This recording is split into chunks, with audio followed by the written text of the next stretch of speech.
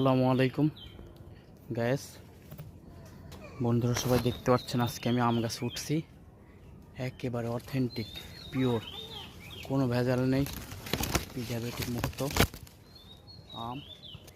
এগুলো এখন হাত দিয়ে পারবো, দেখিয়ে দেখিয়ে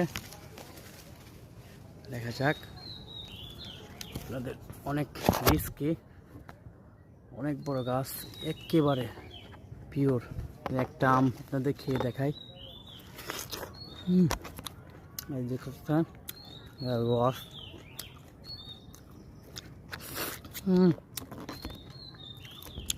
একেবারে